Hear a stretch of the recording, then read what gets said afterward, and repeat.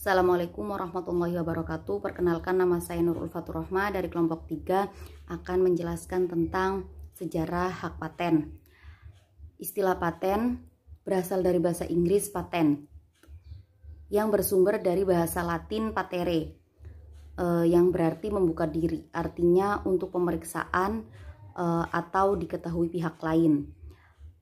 Istilah ini mulai populer sejak munculnya letters of patent, yaitu surat keputusan kerajaan yang diberikan hak eksklusif kepada individu dan pelaku bisnis tertentu. Nah, paten pertama itu di Amerika Serikat diberikan pada tanggal 30 Juli tahun 1790 atas penemuan metode produksi garam abu atau potasium karbonat. Nah, hak prioritas adalah hak pemohon untuk mengajukan permohonan untuk negara lain yang tergabung dalam Paris Convention of Protection for Individual Property atau Paris Convention atau WTO Agreement, yaitu hak pemohon untuk mengajukan permohonan paten yang sudah didapatkan di negaranya. Nah, di negara-negara yang meratifikasi Paris Convention atau juga WTO Agreement, seperti itu. Itu menurut sejarah internasional. Sedangkan dalam sejarah nasional di Indonesia mengatur paten ini sebelum keluarnya Undang-Undang Nomor 6 tahun 1989. Yang telah diperbarui pada UU nomor 13 tahun 1997 dan yang terakhir dengan Undang-Undang nomor 14 tahun 2001. Itu tentang paten adalah berdasarkan Octoyet tahun 1910 hingga keluarnya pengumuman Menteri Kehakiman pada tanggal 12 Agustus 1953. Dan pengumuman ini tentang pendaftaran setelah oktroy dan pengumuman Menteri Kehakiman pada tanggal 29 Oktober 1953 tentang permohonan sementara oktroy dari luar negeri. Selanjutnya akan dijelaskan oleh pemateri. Ditempatkan dalam lembaran Negara Republik Indonesia tahun 2016 nomor 176.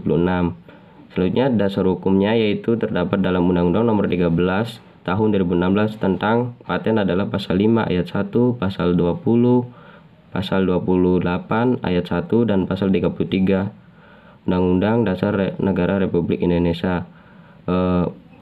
Boleh teman-teman untuk membaca dalam Undang-Undang Nomor 13 Tahun 2016 tentang paten. Selanjutnya mengenai pengaturan hak paten.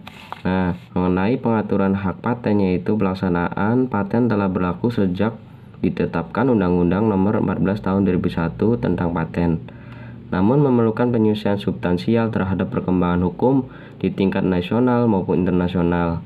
Undang-undang paten yang baru akan menyesuaikan dengan standar dalam persetujuan tentang aspek-aspek dagang, hak kekayaan intelektual, yang selanjutnya disebut dengan persetujuan TRIP. Untuk itulah Undang-Undang Nomor 13 Tahun 2016 tentang paten ditetapkan dan mengganti Undang-Undang 14 Tahun 2001 tentang paten. Nah, namun di samping itu revisi Undang-Undang paten melalui pendekatan yaitu 1. Dengan optimisasi kehadiran negara, 2. Pada kepentingan Indonesia tanpa melanggar prinsip-prinsip internasional, 3. Mewujudkan kemandirian ekonomi dengan menggerakkan sektor-sektor strategis ekonomi domestik dan mendorong investasi nasional. Selanjutnya membangun landasan paten nasional melalui pendekatan sistemik realisme. Selanjutnya pentingnya perubahan Undang-Undang paten dari Undang-Undang 14 tahun 2001 tentang paten menjadi Undang-Undang 13 tahun 2014 tentang paten. Itu 1. Penyelesaian dengan sistem otomatis administrasi kekayaan intelektual. 2. Penyempurnaan ketentuan pemanfaatan paten oleh pemerintah. 3. 3. Pengecualian atas tuntutan pidana dan perdata untuk impor paralel. 3. Invensi berupa penggunaan kedua dan selanjutnya atas paten yang sudah habis masa perlindungan tidak diperbolehkan. 6. Imbalan bagi peneliti aparatur sipil negara sebagai inventor. 7. Penyempurnaan ketentuan terkait invensi baru dan langkah inovatif untuk publikasi di perguruan tinggi atau lembaga ilmiah nasional. 8. Paten dapat dijadikan objek jaminan fidusia. 9. Menambah kewenangan komisi banding paten untuk memeriksa permohonan koreksi atas deskripsi, klaim atau gambar setelah permohonan diberi paten. Selanjutnya, paten dapat dialihkan dengan cara wakaf. Nah, Undang-Undang Nomor 13 Tahun 2016 tentang paten disahkan Presiden Joko Widodo pada tanggal 26 Agustus 2016 di Jakarta. Tentang paten diundangkan pada tanggal 26 Agustus 2016 oleh Menkumham Yasona Haji Lauli di Jakarta dan ditempatkan dalam lembaran Negara Republik Indonesia tahun 2016. Bismillahirrahmanirrahim. Saya akan menjelaskan tentang invensi yang dapat diberikan paten dan invensi yang tidak dapat diberikan paten.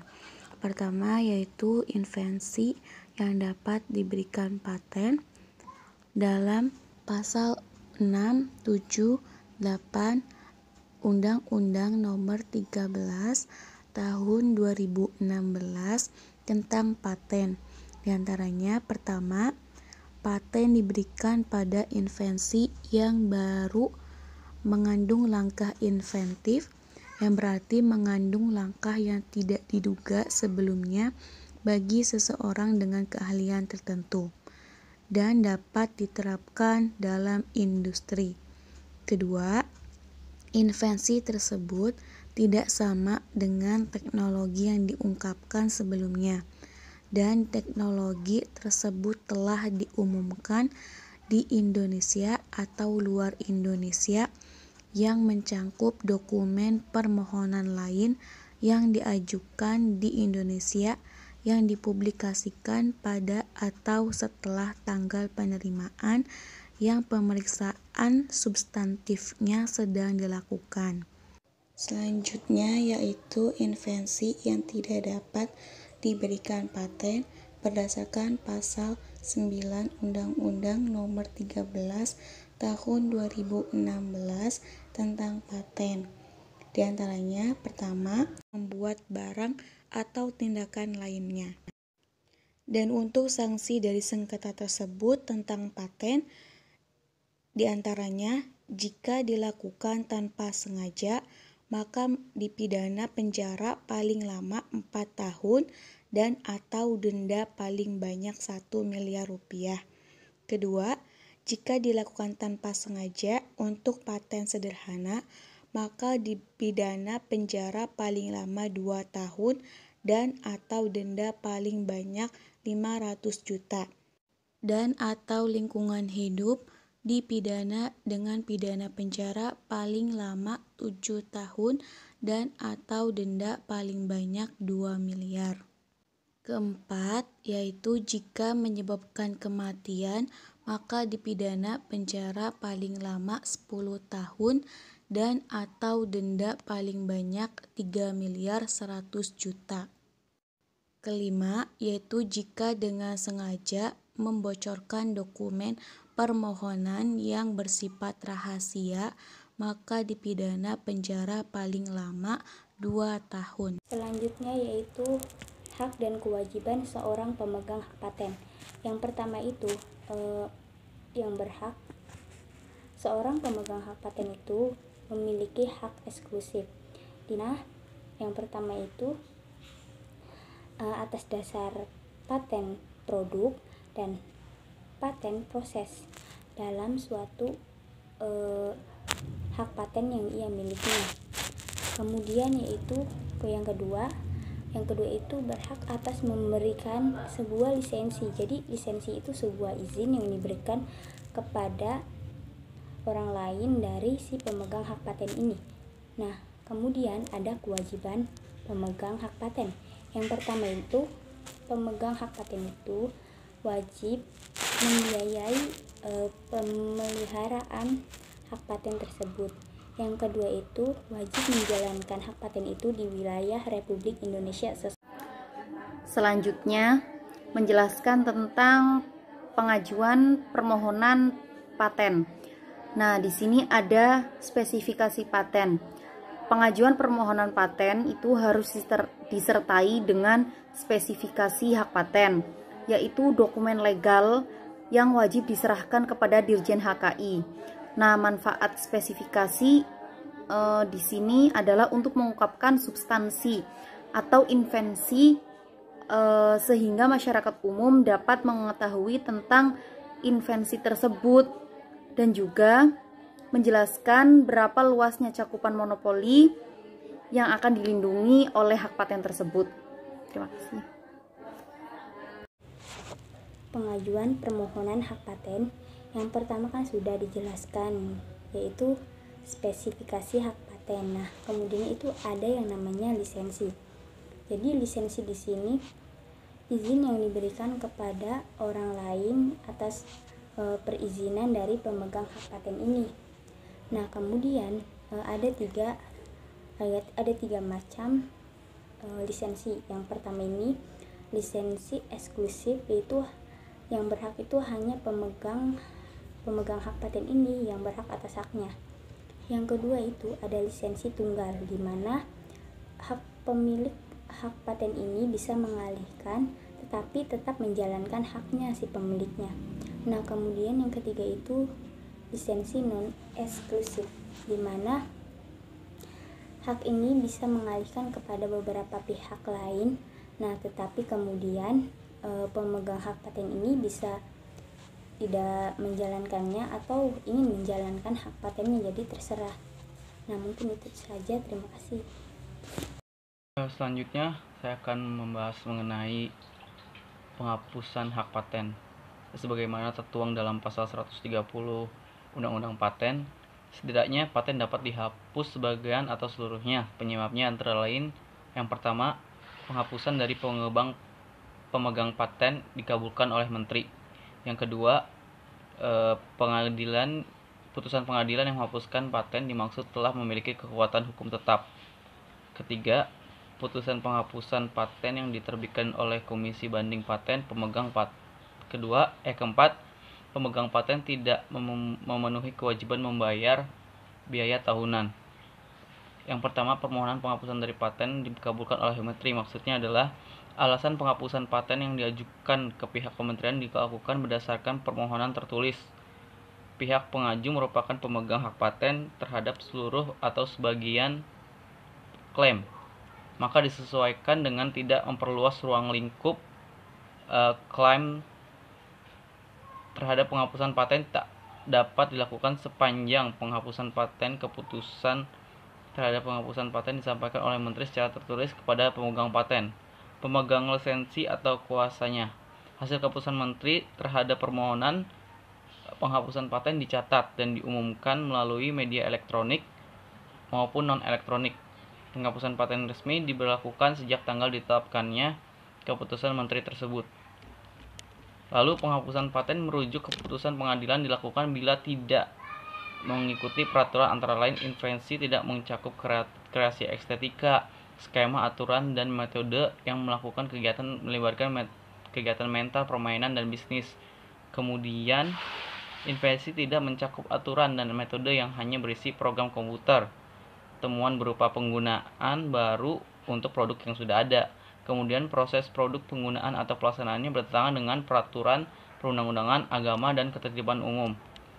Kemudian paten dimaksud ternyata sama dengan invensi lain yang sudah diberikan paten terlebih dahulu. Tak hanya itu, pemberian lisensi wajib ternyata tidak mampu mencegah berlangsungnya pelaksanaan paten dalam bentuk dan cara yang merugikan kepentingan masyarakat dalam waktu 2 tahun tak kalah penting. Ternyata pemegang paten melanggar ketentuan dengan tidak membuat produk dan menggunakan prosesnya di Indonesia, bahkan tidak mentransfer teknologi penyerapan investasi serta penyediaan lapangan pekerjaan.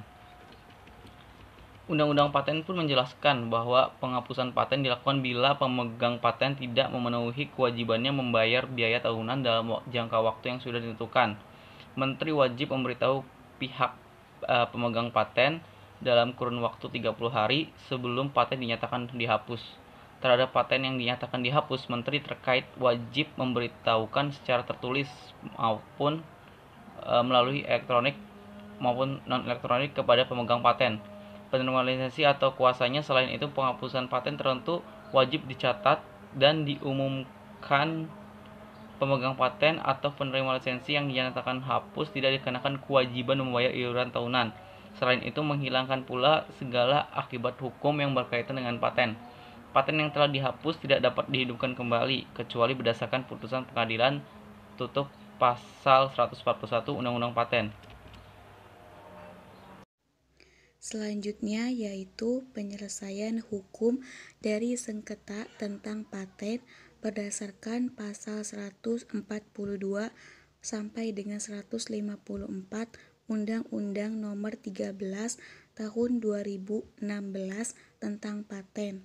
Di antaranya, pertama, pihak yang memperoleh paten dapat menggugat ganti rugi ke pengadilan niaga jika paten diberikan kepada pihak lain selain yang berhak memperoleh paten, dengan ketentuan gugatannya terdapat pada pasal 143 sampai dengan 154.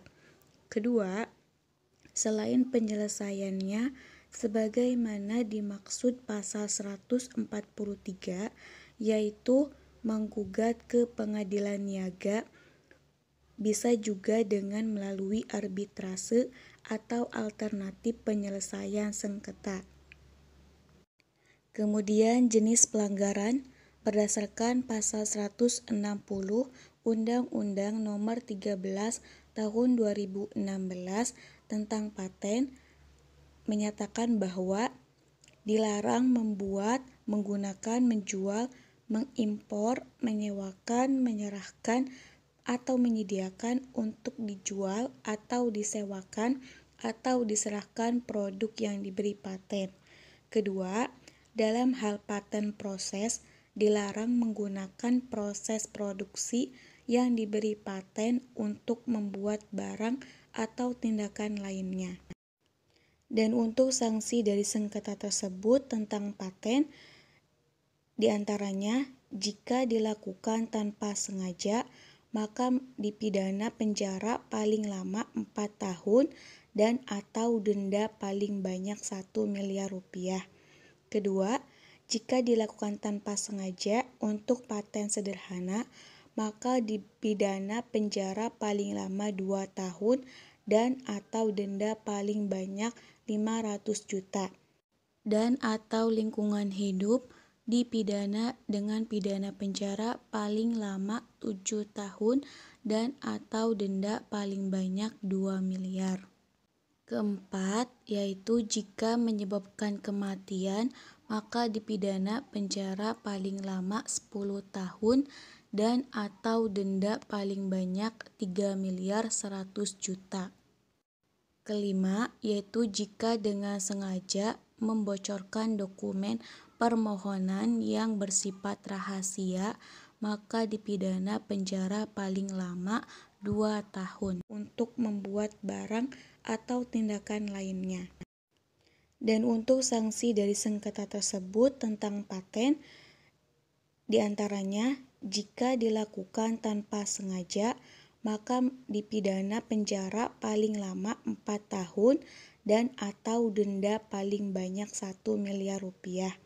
Kedua, jika dilakukan tanpa sengaja untuk paten sederhana, maka dipidana penjara paling lama 2 tahun dan atau denda paling banyak 500 juta. Dan atau lingkungan hidup dipidana dengan pidana penjara paling lama 7 tahun dan atau denda paling banyak 2 miliar. Keempat, yaitu jika menyebabkan kematian, maka dipidana penjara paling lama 10 tahun dan atau denda paling banyak 3 miliar 100 juta. kelima, yaitu jika dengan sengaja membocorkan dokumen permohonan yang bersifat rahasia, maka dipidana penjara paling lama 2 tahun.